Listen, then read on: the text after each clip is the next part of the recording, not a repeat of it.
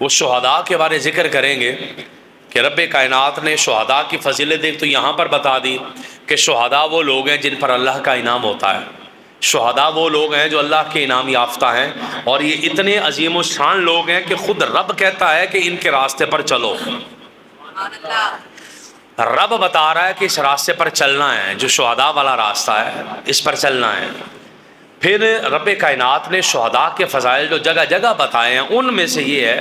وَلَا تَحْسَبَنَّ الَّذِينَ قُتِلُوا فِي سَبِيلِ اللَّهِ أَمْوَاتٌ بَلْ أَحْيَاءٌ عِندَ رَبِّهِمْ يُرْزَقُونَ، تم ہرگز گمان نہ کرنا انہیں جو اللہ کی راہ میں مارے گئے کہ وہ مر گئے، وہ مردہ ہیں، تم نے انہیں مردہ گمان نہیں کرنا بلکہ وہ اللہ کے ہاں زندہ ہیں اور انہیں اللہ کے ہاں رزق بھی دیا جا رہا ہے۔ تو یہ ان کو رزق ملتا ہے اور اللہ پاک کے ہاں انہیں زندگی ملی ہے، اللہ نے ان پر انعام کیا ہے۔ یہ بے شمار انعامات میں سے جو انعام ہے وہ ایک یہ ہے کہ ان کی شہادت کے بعد بھی اللہ نے انہیں زندگی عطا فرمائی ہے، شہید ہو گئے اللہ کی راہ میں لیکن پھر اللہ نے زندگی دی ہے، اور جنہیں رب زندہ کہے ساری دنیا مردہ کہہ بھی دے تو فرق نہیں پڑتی، جسے اللہ پاک زندہ کہہ دے وہ زندہ ہی ہے۔ بلکہ رب کائنات نے فرمایا بل احیاء عند ربہم، وہ اپنے رب کے پاس ہیں، بل احیاء بلکہ وہ زندہ ہیں اپنے رب کے پاس، اور پھر انہیں رزق بھی دیا جا رہا ہے، رزق بھی مل رہا ہے انہیں۔ فرحین بما آتاہم اللہ من فضلہ، اور پھر رب کائنات نے فرمایا کہ وہ اللہ پاک نے جو انہیں اپنے فضل سے دیا ہے وہ اس پر خوش ہو رہے ہیں، اس پر خوش ہوتے ہیں۔ نبی پاک صلی اللہ تعالیٰ علیہ وآلہ وسلم کی یہ ایک بڑی خوبصورت یہاں پر شان نزول آقا علیہ السلام کے فرمان کے ساتھ اس آیت کریمہ کا، صحابہ کرام میں سے جب کوئی شہید ہو گئے اللہ کی بارگاہ میں گئے، اللہ پاک نے انہیں سبز رنگ کے پرندوں کے اندر ان کی روحوں کو ڈالا، اور وہ خدا کی جنت کے اندر کبھی ادھر سیر کریں کبھی ادھر سیر کریں، کبھی عرش کے نیچے لٹکی ہوئی قندیلوں میں چلے جائیں، کبھی یہاں سے کھائیں کبھی وہاں سے کھائیں۔ وہ بڑے خوش ہیں تو اللہ کی بارگاہ میں عرض کرتے ہیں یا اللہ ہم یہاں پر خوش ہیں، ہم عیش میں ہیں، سکون میں ہیں، جنت میں ہیں، تو یا اللہ کوئی ہمارے پچھلوں کو بھی تو بتائے نا کہ ہم اتنی عیش میں ہیں۔ وہ روتے ہیں، ان کے ذہن میں ہے کہ ہم مر گئے ہیں تو اب ہم پتہ نہیں آگے کس حالت میں ہیں، تو یا اللہ تو ہمارے پچھلوں کو بھی تو بتائے نا کہ ہم پر اللہ کا بڑا فضل ہو گیا، اللہ کی بڑی رحمت ہو گئی ہے۔ پھر رب کائنات نے قرآن کی آیت نازل فرمائی، فرمایا کہ فرحین بما آتاہم اللہ من فضلہ، اللہ نے جو انہیں اپنے فضل سے دیا ہے وہ اس پر خوش ہو رہے ہیں، اور وَيَسْتَبْشِرُونَ بِالَّذِينَ لَمْ يَلْحَقُوا بِهِم مِّن خَلْفِهِمْ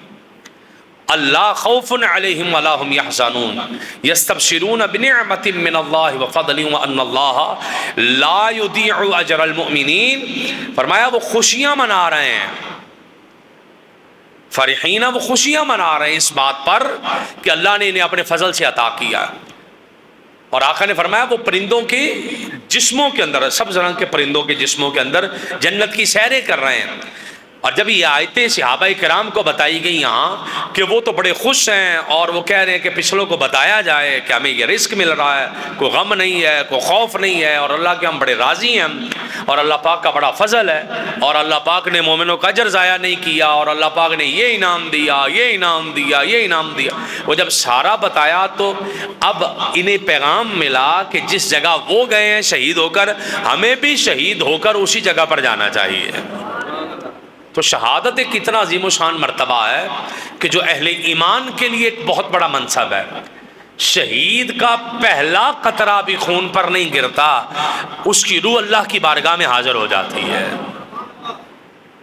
شہید کا بھی پہلا قطرہ زمین پر نہیں گرتا، وہ جنت میں اپنا مقام دیکھ لیتا ہے۔ وہ شہید کے یہ مقام اور مرتبے ہیں اللہ پاک کے ہاں۔ اس لیے شہادت کے بے شمار مرتبے، شہادت کے بے شمار عہدے رب کائنات نے بنائے ہیں اور دیے ہیں، اور ان میں سے رزق دیا جانا، ان میں سے پرندوں میں سبز رنگ کے پرندوں کے اندر ان کا سیر کرنا، اور جنت کے اندر اللہ پاک نے جو عرش کے اندر قندیلیں لٹکائی ہیں ان کے اندر کبھی جانا، جا کر قیام کرنا، کبھی ادھر جانا کبھی ادھر جانا، یہ سارے کے سارے جو حالات ہیں یہ اللہ پاک نے انہیں نعمتیں عطا فرمائی ہیں۔ بلکہ اسی سپارے کے اندر ہی، پارہ نمبر 4 کے اندر ہی رب کائنات نے ان کی دیگر فضیلتیں بھی بتائی ہیں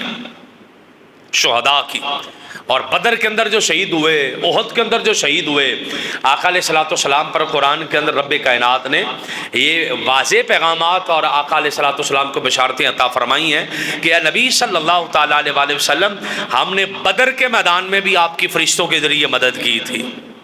ہم نے اس کے اندر فرشتے اتارے تھے، اللہ پاک کی مدد تمہارے ساتھ تھی، اللہ کے فرشتے تمہارے ساتھ تھے، اللہ پاک کی رحمتیں تمہارے ساتھ تھیں، اللہ تم سے راضی تھا، اللہ پاک نے تم پر اپنی سکینہ نازل کیا، اللہ نے